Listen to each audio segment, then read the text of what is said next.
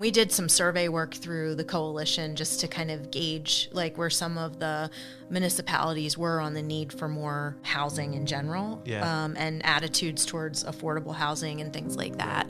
And I do think that there is an opening there. Good. Because there's just such a need. I want to give a special thank you to our Season 2 sponsors, MHEB Incorporated, Amish Gazebos, Espenshade Farms, and Espenshade Mills. To learn more about our sponsors, visit wsm.org/podcast.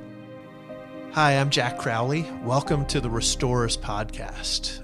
We're really grateful that you joined us today and that you're listening in. Today, we're going to be talking about affordable housing and the affordable housing crisis that we're facing here in Lancaster and really across the country. And I'm really excited to have Shelby Nauman with us. Shelby is the CEO of Tenfold, and she also is one of the co-chairs of the Coalition for Sustainable Housing.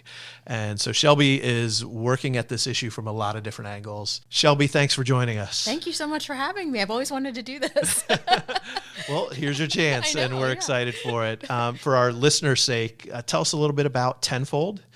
You guys are engaged around housing issues from so many different angles. And then tell us what the Coalition for Sustainable Housing is. Sure. Tenfold is the result of two longstanding nonprofits coming together. And we're still trying to get the name out there. So it was the coming together of Tabor Community Services, which started in 1968 and was really focused on, neighbors that were having trouble finding housing by a woman named Grace Wanger. And then it evolved over time from providing housing to housing counseling to also owning rental properties and things like that. And then it was also Lancaster Housing Opportunity Partnership, which had been around since 1994. And the sort of main program that people probably remember LHOP for was the first-time home buyer program. Those two organizations came together officially in 2021. We became Tenfold at that point. So that is part of the reason we have so many different programs that I can tell you about. Again, you address housing issues from everything from people who are experiencing homelessness, identifying needs and helping connect people to resources. Right. Even before that, actually, we have an outreach team. Oh, that's true. So we have people that go throughout Lancaster County and connect with people who are unsheltered homeless. Right. And that's, throughout, like from, Ephrata to Paradise, Lancaster City. We're seeing more and more of that out in the county. So those folks connect with people and try to help get them resources, whether it's IDs, whether it's connecting with other resources, to get them into sort of a next step situation so they're not living, in their car, in a tent, in an uninhabitable situation. Yeah. And you also have a shelter? We do, yes, the TLC shelter, which actually opened in 1987. We currently have 52 rooms there. It's a former hotel. The building itself is 114 years old. We have 17 beds for veterans. We work closely with Veterans Court through the Lancaster County Veterans Court. And then we have crisis rooms. We have some medical rooms called Care Connections with Lancaster General. But we serve about 100 people at a time. Usually 40 of those are children, so families with kids. What's amazing to me is you are kind of that full spectrum, because then you're also working with families around budget counseling and credit repair, first-time home buyers, and then you're even investing in developers. Right. So we have a lending program that is what I talked about with LHOP, which is the first-time home buyer program. You go through the course, you can be eligible for up to $10,000 in closing cost assistance, which is really helpful. And then we have the LIFT fund, and the acronym is Local Housing Investment Fund and Trust, where it's a wonderful partnership. We're able to get investments from the banking community, and then in return, they get CRA credits. But we're able to lend at flexible, lower than market rates to developers who want to include affordable housing as part of either the full project is affordable, but a lot of projects it's a percentage of units. I love the fact that your organization is able, again, to address things from the very beginning, like from the individual level at the most extreme through those who are kind of more moderate income and are trying to take that next step. And you're also addressing the the need for creation of housing. Yeah. And so that's just amazing. I love Tenfold and all the work that you do. And then we both participate with the Coalition for Sustainable Housing and appreciate your leadership there. What is that coalition all about? What's the main, in 30 seconds, what is C4SH about? It's really like, how can we advocate as a cross-sector group of volunteers, it's all volunteers, and come together and support advocacy to create more housing choice. Mm-hmm. So it's like all types of units, all types of price points, all types of households. Yeah. If we want to have a prosperous community, we need to provide that infrastructure. Right. Because otherwise we're going to stagnate. Yeah. And I think that's an important thing. Sometimes when we talk about affordable housing and the crisis of the lack of affordable housing that we have, we immediately think of housing that's at a cheap rate or at a lower dollar figure than market rate. But the reality is the crisis exists because we lack housing at all levels. Mm-hmm. And so the C4SH is about encouraging development at all those levels and making sure that we have the right housing choice so that a family who's making $80,000, $120,000 can find an affordable place to live for them, which may be different than somebody who's, working a lower wage job and only making $35,000 a year. Affordable housing can be at all different levels. Yes. There are programs that specifically target certain bands, but we need housing of all levels in our community in order to make sure that it's accessible to everybody. To that end, we're gonna react to a couple kind of statistics and statements about what's going on in our community right now around affordable housing. And there was an article a couple years ago, actually now it's back to 2022. The Economic Development Company of Lancaster did some research around the needs in our county, our community. And they found that between 24 and 40% of Lancaster County residents are essentially cost burdened because of their housing costs. So if I recall this exactly correct, 40% of Lancaster County households are paying more than 30% of their income for housing and related costs. 24% are paying over 50% of their income, which is way beyond what anybody would say is sustainable or healthy for somebody to have to spend that much in order to stay in their housing. What's the environment like out there for people trying to find housing today?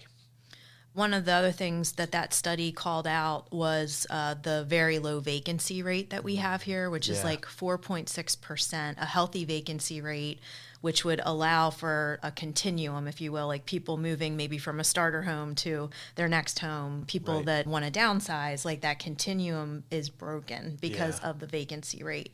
We are not in a good way in the top 5% of lowest vacancy rates in like all metro areas of the country, which, we in Lancaster were like, whoa. It was a wake-up call. It really was. Just how hard it is. And why we're feeling this way and why we're and it is across the country a problem. But this low vacancy rate really contributes to people either choosing probably to purchase homes that are beyond their means because there's nothing in their price point. So that contributes as even homeowners to paying more.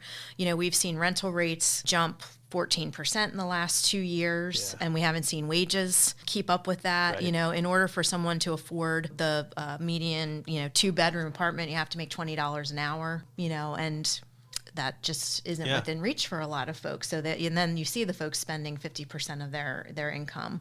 We don't have a great transportation system here, so transportation costs are also a challenge for folks. With inflation, 8% last year, the way it's been, just people are struggling, and I know some of our partners at like the Food Hub and Central PA Food Bank, like they're seeing the demand go up for some of those services as a ripple effect to that. So there are so many ripple effects when housing costs go up and wages don't, and the challenge of the lack of mobility. It's across the board. Food banks are seeing more and more people coming more often. I think that's what we're seeing more. The numbers haven't gone up, but they're coming more often. Instead of coming once a month or every other week, they're coming every week. And the demand is really high to balance that out with the housing costs. I think the other thing I would say is that a lot of times families experiencing homelessness is a bit hidden because they're doing a lot of couch surfing, maybe, spending some money to stay in a hotel. We've known that that's been a challenge for years, but I think that is becoming more and more common as well. And I think that's really sobering. We know that those numbers are significantly higher. When we talk to the school districts and their homeless resource teams, we know that number is really, really high. Housing is often posed as, homelessness is a housing problem. And you and I have had this conversation about housing first and that policy driving things. We recognize housing is an important part of it. Even as we don't subscribe to a housing first mentality with what we do here at Water Street, we see the need for affordable housing, a price point to get in. One of the other figures that I think always amazes me is Lancaster County is a community with 220,000 households, I think. And the estimate is that we need 10,000 more units of affordable, or maybe it's up to 12,000, I think the latest, 12,000 more units of affordable housing to meet the need that exists today. Is that accurate? And how did we get to that Yeah, place? I think I've heard Michaela Allwine from Lancaster County Housing and Redevelopment Authority talk about it is we know that there are, for every one unit that exists, we know there are 3 more people that would qualify, meaning their income would qualify them for those units. Right. Because we have such a low vacancy rate, there are units that were sort of naturally occurring low income units that are now market rate. Yeah. So I do feel like inventory could help us create some of that. But that's not the only answer. Right. Yeah. And then, trying to build affordable units is so challenging. Yeah. The LIHTC tax credits, not to get too techie about this, but, there's very limited opportunities for that. And I think that may be valuable for us to talk about, as we're talking about this issue and for our listeners to understand, there is the naturally occurring affordable housing that would be affordable for somebody who's making $40,000 a year, $50,000 a year. And then there's the subsidized or the incentivized for developers, the LIHTC program, the low income housing tax credit, which enables a developer to get tax credits that they make available to a bank for an equity investment. So without getting into all the details of that, the state basically provides these credits. The banks can buy those credits. It helps a developer build apartment units or townhouses or even small, duplexes at a much more affordable rate and can keep the rents lower. So they can target 50% of median income, 60% of median income. And so there's that approach, but then there's also the naturally occurring. And I think that's one of the things we often don't think about is how those naturally occurring, the ones where somebody just, they bought a couple houses and they can afford to rent it, and they're gonna make their profit off it, provide quality housing to neighbors in the community, and make a little income off of it. Those are happening less and less because the market is pushing up so quickly, and because there's so few vacancies out there, and so it becomes this perpetuating cycle. Are we going to be able to build 12,000 more units in the next 5 Not unless we see years? major zoning changes. I think the statistic in the last 10 years that was also in the EDC study, or I read it somewhere, was that 78% of what was built in the last 10 years were single family homes. Right. And likely a lot of the zoning requirements, especially outside the city, they're large lots for the most part. You're the required county to have a quarter acre to build. The county would love to get us to a density of 7 units per acre because we want to keep farmland, but we've got to hit some density targets that we're not hitting. But that also means because we're not hitting those density targets that the homes that are being built are more expensive.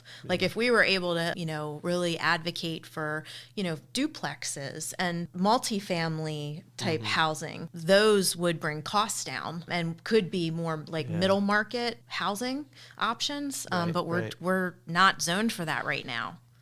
Yeah.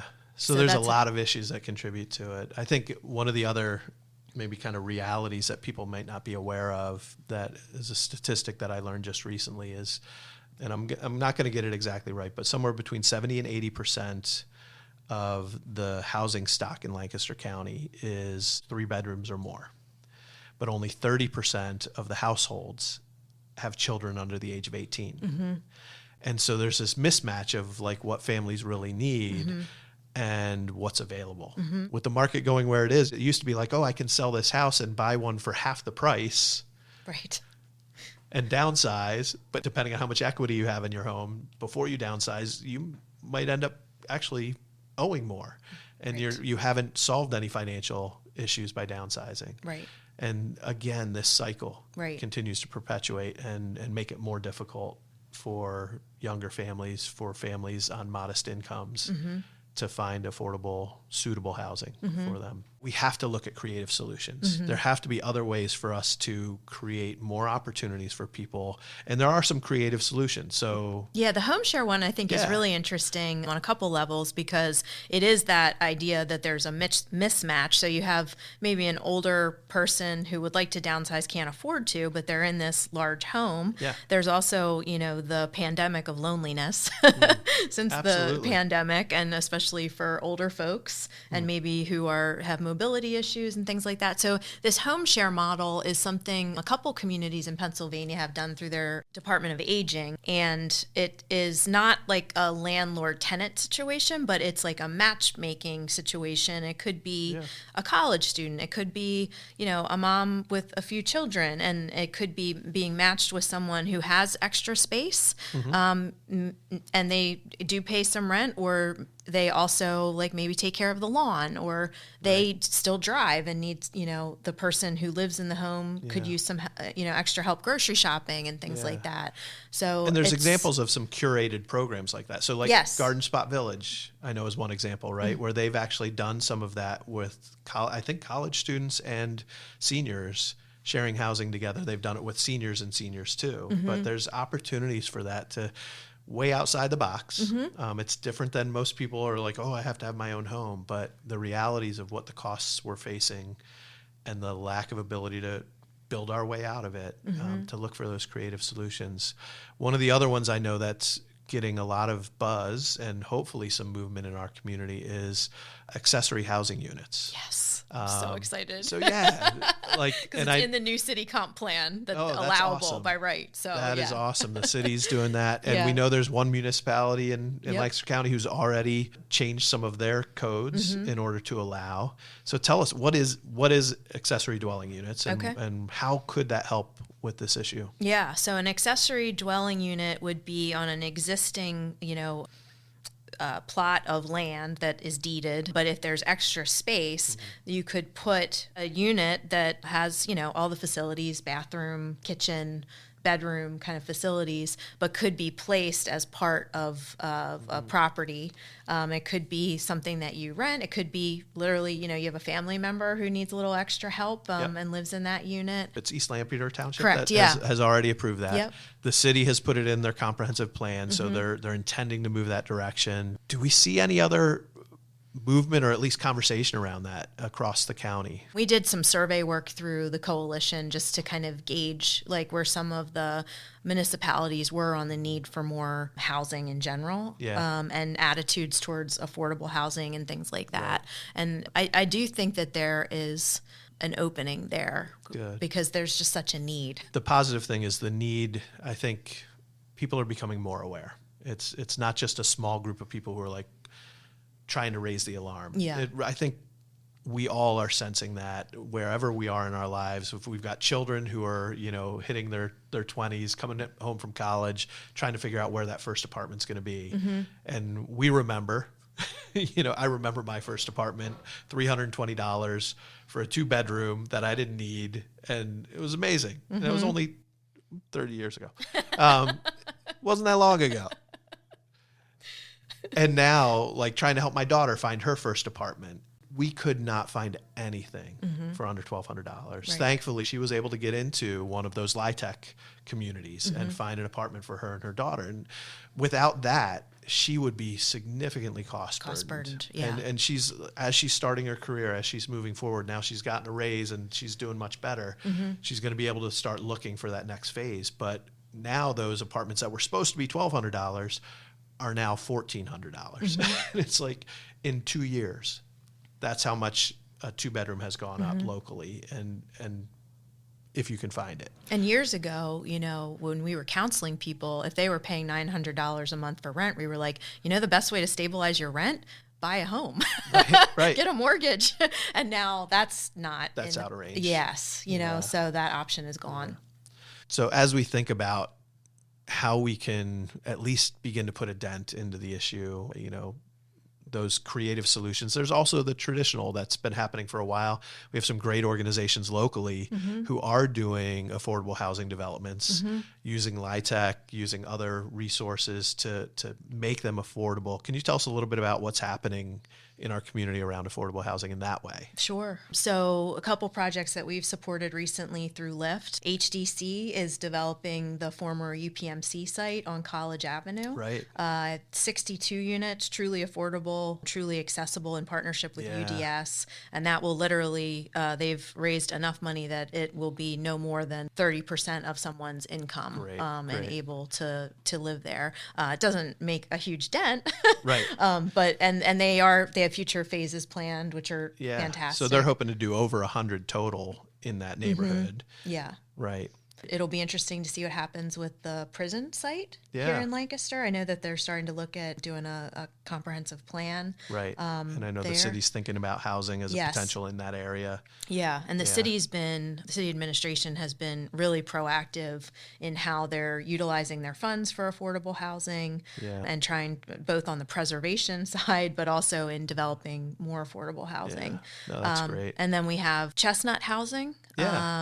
Which is out of East Chestnut Mennonite Church, and your friend of mine, Chad Martin, we just did a ribbon cutting last week for the Milburn Apartments, which will be 8 new units over there, right? Sitting vacant for 4 years Wow. After a fire. And the way we work with them is that, when we're case managing folks who come into some of our programs, we work closely with them to place them in some of their units. Yeah, and so they're going to also get some supports once they're in the units, too. They have access to a case manager working with them potentially and addressing those issues. I know Chad's big on that, like definitely, because they keep those very affordable. Yes. But then making sure that people have that additional support if they do run into struggles. Yeah. So I think with Milburn, that puts them at 30.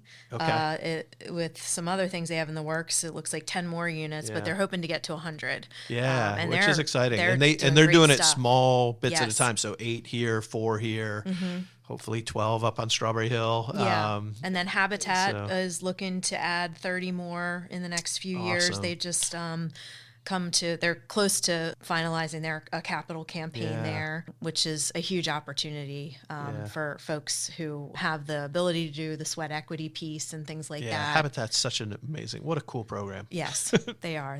I just love them. And I'm going to give a shout out to Community Basics as well. Bousman Apartments is actually, I think, starting to rent up here in June. And that's another 56 or 62 units right on the edge. It's Lancaster Township, Lancaster City, kind of on the border there. So it's exciting to see those things happening. Yeah. Those projects can take a long time to develop, from conception and identifying the land and having a plan can often take 3 to 5 years for those to come to fruition, which is why, again, we're not going to be able to build our way out of it quickly. So we need to look at other creative solutions. We need to look at other ways to get our community to create housing at all levels, so that there is always that kind of really accessible, affordable housing for the lower income. Our listeners, as they become more aware of this issue, and they might be thinking, man, what could I do about this? Obviously, I'm not going to go build 50 units of apartments or townhouses. I might not own enough land to do a dwelling unit on my property. How could they get involved? How could they help the situation that we're facing here in Lancaster County? I think a couple ways. I mean, one, you've probably heard people say NIMBY, not in my backyard, but be a YIMBY, a yes in my backyard. Meaning, if there are projects that are coming, to where you live, being willing to advocate for those projects to move forward is a big one. And then, just from a faith-based perspective, we have a lot of faith-based organizations throughout Lancaster County that are so generous, and often they own more land than they necessarily need, and Right, the cost of land is one of the main barriers to keeping things affordable. So if there were ways that, some of our faith-based organizations might consider getting involved, that would be awesome. Yeah. I don't have a direction to say, go see this person if you're interested in that, but just, starting to have that conversation. Talk to your pastor, talk to your leadership team. Have they ever even thought about that? Right. How might they use it? We actually just hosted a conversation with pastors and church leaders a couple weeks ago about how we use our spaces, how we embody our places in the neighborhood to love our neighbors. And one of the takeaways from that is, do you have a parsonage that you're not using for your pastor anymore? Could that be turned into 2 or 3 apartments to serve families in your community or to help a family? Do you have extra land? And is there something that you could do creatively to help address this issue?